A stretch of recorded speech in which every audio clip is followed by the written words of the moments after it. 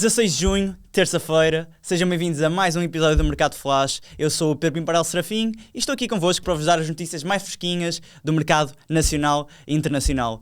Como sempre, o apelo habitual, subscrevam ao nosso canal, estamos quase a chegar aos 100 mil subscritores e só conseguiremos com a vossa ajuda. E também, já agora, peçam uma vozinha para seguir, não é? Agora está muito na moda, depois daquela exibição absurda contra a Espanha, nós aqui na redação fomos à loucura. Aliás, este Mundial está a ser uma caixinha de surpresas, ou é resultados inesperados, ou é um jogador random que passou aqui pela Liga Portuguesa a ter um conjunto inacreditável de seguidores. Está a ser um Mundial espetacular e eu falo pessoalmente, estou com o bichinho para acompanhar e ver o que é que vai acontecer nos próximos tempos. Sem grandes demoras, vamos então aos primeiros negócios do dia. Ora bem, temos muitos assuntos para falar, mas o primeiro negócio do dia é o de Vangelis Pavlidis. É verdade, o Besiktas não desiste de tentar contratar então um avançado grego ao Benfica. Eles estão mesmo dispostos a pagar 35 milhões, um valor já forte, não é, para a realidade do futebol turco, mas o Benfica não está disposto a vender o jogador por 35, quer 50. É um jogador que esta época teve uma fase um pouco mais descendente, principalmente na reta final. Foram 30 golos e 5 assistências, mas foram conseguidas mais no início da temporada. Ele perdeu um pouco o gás, até perdeu a titularidade para Ivanovic, mas quem gosta de futebol e quem gosta de futebol e de avançados mais móveis e mais associativos, claramente também gosta de um jogador como Pavlidis. É um jogador que gosta muito de se apoiar no ataque e é um jogador que tem dado grandes provas no emblema da Luz aqui em Portugal. Só que é um problema, não é? Que com a chegada eventual de Weghorst, o Benfica fica a contar com 3 pontas de lança com um nome muito pesado e provavelmente um deles vai terá então de abandonar o barco, deverá ser encostado então por Marco Silva, terá de ser vendido para o Benfica também ter uma verba para atacar a Liga Europa. Pavlidis tem valor de mercado de 29 milhões, tem um contrato até 2029 e uma cláusula de 100 milhões de euros. Passamos para outro clube, agora para o Porto. Tiago Ferreira está de regresso ao Porto B, foi um exclusivo do 0-0, é um jogador que já tinha passado pelos Dragões, pela equipa secundária dos Dragões, representou o Porto B nas épocas de 2012-13 e 2013-14, antes de rumar então à Bélgica. E o que é que se passa? André Vilas-Boas quer dotar a equipa com jogadores mais experientes, é uma estratégia que já tinha feito anteriormente, com as chegadas de Silvestre Varela, André Castro, jogadores para darem alguma experiência e outra maturidade à equipa B dos Dragões, e agora parece que Tiago Ferreira é um jogador já com 32 anos, é um central muito experiente, que já conhece a casa e parece ser a aposta de Vilas-Boas para melhorar então esse aspecto, dar essa maturidade, então uma equipa que ainda normalmente, como é natural de todas as equipas B, falta então alguma experiência. Ele assina a custo zero, depois de uma temporada pelo Passos de Ferreira, onde somou 32 jogos, um número já bastante acentuado, é um jogador com muitos jogos em cima.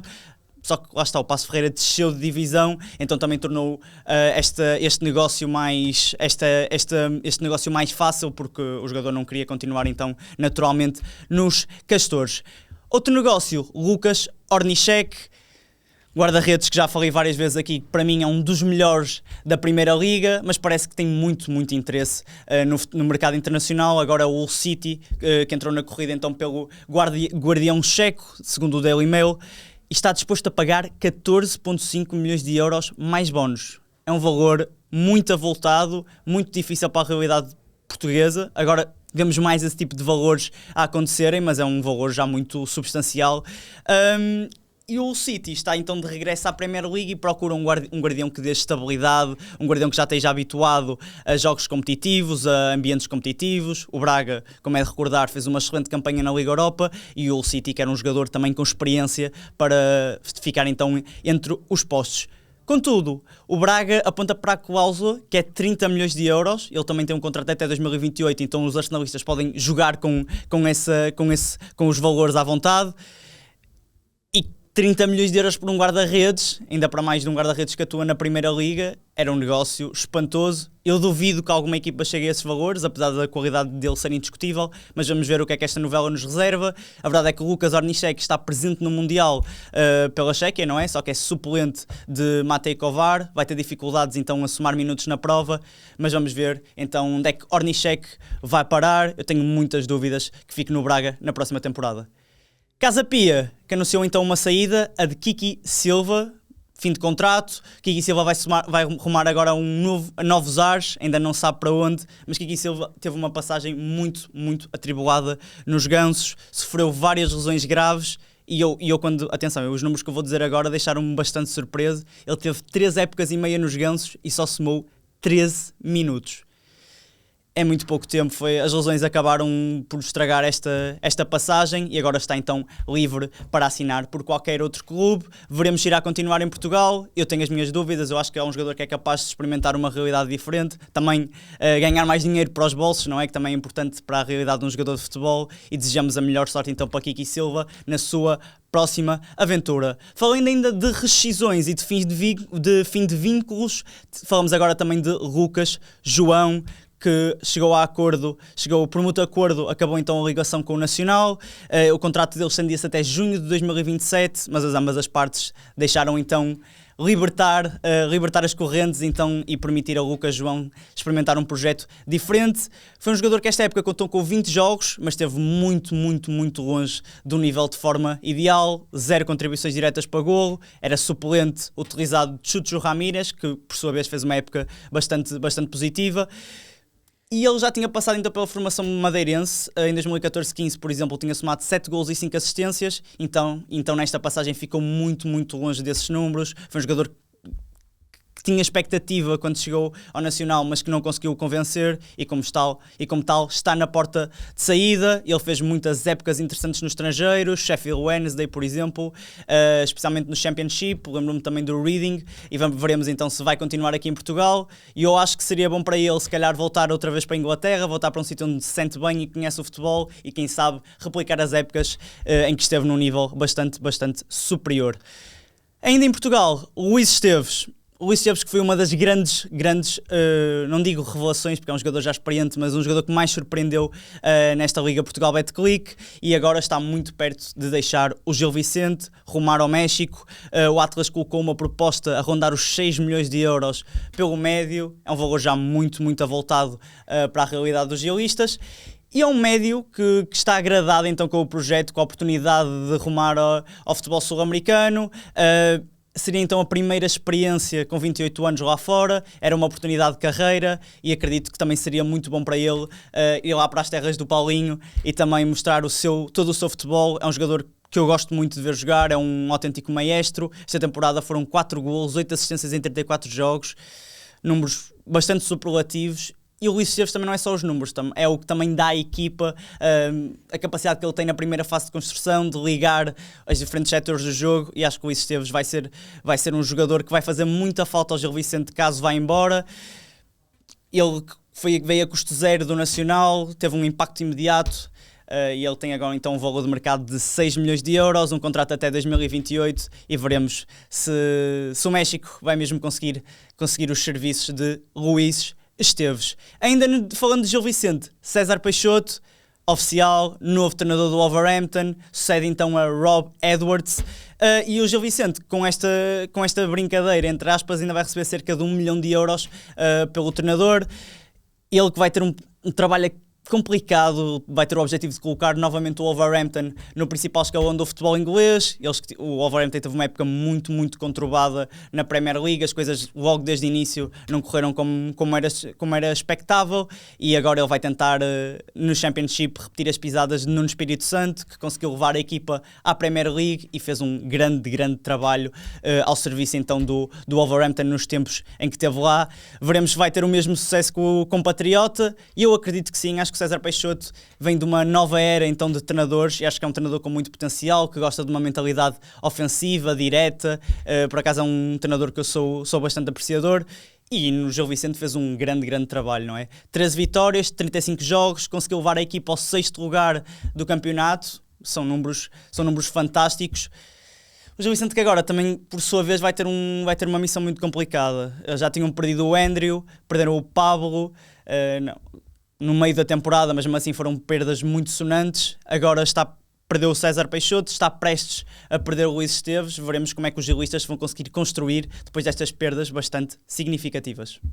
Antes de passarmos ao janela internacional, falta-nos ainda falar de Oceano Cruz, já não é mais o treinador do Sub-20 de Portugal, a verdade é que ele sai pela porta grande, conquistou o torneio de Toulon, o troféu que escapava a Portugal já há 23 anos, não era um torneio que era pera doce para as camadas jovens portuguesas, e Oceano Cruz assumiu o Sub-20, 3 anos, levantou o troféu, com muitos jogadores jovens que se destacaram, lembro-me por exemplo de João Rego, que fez uma prova excepcional, e o próprio anunciou então a saída nas redes sociais. Veremos se irá continuar ligado a seleções ou se irá optar por um projeto diferente. Falamos agora do tema grande do dia, Ayoub Boadi.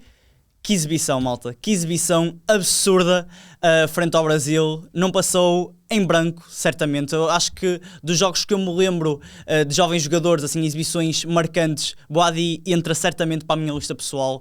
Que personalidade, 18 anos, muita calma em todos os setores, vários desarmes, com a bola nos pés, foi capaz de orientar a equipa e atenção, frente a um meio campo que do outro lado tinha Casemiro e Bruno Guimarães, não é para qualquer um. E esta exibição fez com que o jogador colecionasse bastantes interessados, principalmente do futebol inglês. Arsenal, Chelsea, querem muito o jogador, mas parece que quem segue na frente da corrida é mesmo o Liverpool. Um jogador que fez 42 jogos pelo Lille na presente temporada e parece que os Reds querem reforçar então o meio-campo com um jogador novo, com um jogador com muito potencial. Ele tem um valor já superior a 60 milhões de euros, mas se ele continuar a fazer as prestações que está a ter no Mundial, o valor tende a aumentar significativamente. Ele que tem um valor de mercado de 50 milhões e uma cláusula que está estabelecida até junho de 2029. Voltamos outra vez às oficializações, porque Rudiger vai continuar ao serviço do Real Madrid, o central estendeu o contrato até junho de 2027 e ele já tinha mostrado um grande entusiasmo também para trabalhar com Mourinho, já tinha referido isso quando assinou aos meios de comunicação do clube, e acho que é um jogador que tem experiência, obviamente que às vezes comete alguns erros, às vezes parece que lhe salta um pouco o cérebro, que desliga, mas é um jogador, é um central com muita qualidade, às vezes parece que tem que ganhar um pouco mais de calma, mas é um jogador que vai certamente ser muito, muito importante para o Special One na próxima temporada. Acredito que ele tenha ficado também muito pelo aval de José Mourinho. E lá está, 26 jogos na última temporada, juntamente com muitos jogadores merengues, teve muito abaixo de forma. Lembro-me, por exemplo, no que diz respeito a centrais, Dean Eisen, nome difícil de dizer, que esteve muitos furos abaixo daquilo que era expectável quando assinou pelo clube. E atenção que o Real Madrid já assinou com muitos reforços na defesa, já chegou o Denzel Dumfries, já chegou o Marco Cucurella e Rudiger está para ficar. Ainda no que toca a oficializações, António Lopes, o Angers oficializou então a contratação do internacional português, proveniente do Nantes. Ele assinou um contrato válido por 2 temporadas, e lá está, é um jogador que não é preciso dizer muito, tem uma carreira muito, muito longa no futebol francês, 553 jogos como profissional, 427 na Liga, números já que mostram a experiência toda que ele tem na competição. É um guarda-redes já muito corrido, e certamente vai ser uma grande ajuda ao Angers, que conseguiu a manutenção no último ano. Já o Nantes não teve a mesma sorte, desceu então para a Liga 2, para a Liga 2, e veremos então o que é que António Lopes, eu acredito que será logo titular indiscutível, é um guarda-redes com muito peso, e veremos o que é que ele poderá então acrescentar ao Angers. Costinha despediu-se do Olympiacos e assinou pelo Brighton. A transferência a rondar os 13 milhões de euros, segundo a imprensa internacional, um valor muito significativo, muito expressivo. E quem volta a lucrar com isto é o Rio Ave. Os Vila-Condenses tinham direito a receber 30% de uma futura transferência e, como tal, se o negócio for mesmo concretizado por 13 milhões de euros, o Rio Ave vai ganhar cerca de 4 milhões de euros. Muito, muito positivo. Eles já tinham encaixado 2,5 milhões com a venda do lateral para a Grécia e voltam agora a garear um novo montante expressivo. Ou seja, no total do bolo seriam então 6,5 milhões e, como tal, Evangelos Marinakis deve estar certamente muito contente com este negócio. Ele que também coordena então o Olympiacos. E o Brighton, curiosamente, gosta de apostar em jogadores de mercados alternativos. voltou então a atacar então estes mercados alternativos, foi à Grécia, foi buscar mais um jogador. Por acaso gosto muito desta ideia do Brighton de não ir buscar jogadores a colossos europeus, eles gostam de apostar por mercados mais fora da caixa, mercados se calhar não tão célebres ao olho geral, e o Brighton voltou então a apostar num jogador que, a meu ver, tem muita qualidade e que pode bem fixar-se no futebol inglês.